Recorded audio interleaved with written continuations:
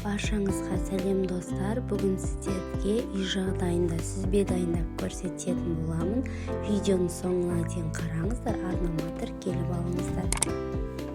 Ең алдымен бізге сүт қажет болады. Сүтіміз міндетті түрде піспеген сүт болуы қажет, және де жаңадан салған сүт болмайды. 12 сағат холодильникте тұруы қажет. Сосын біз оны қолданамыз.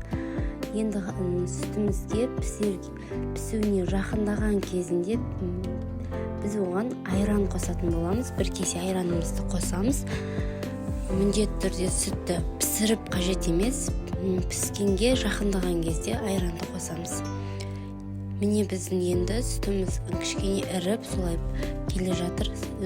Біраз уақыт астын төмендетіп кішкене уақыт қайнатамыз да, сосын біздің сүтімізден сары суымыз бөлініп шығатын болады. Міне осылай қайнай бастайды. Астын жай қойып бір 10-15 минуттай қайнататын боламыз.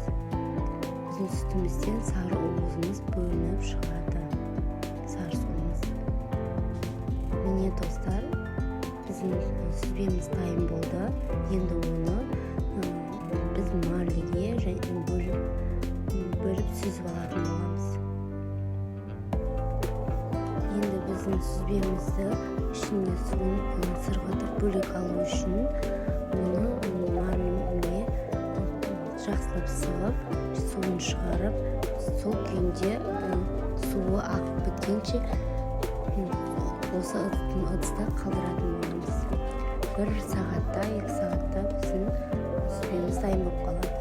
Міне достар, біздің сүзбеміз дайын болды. Міндетті түрде жасап көріңіздер, оп-оңай жасалады.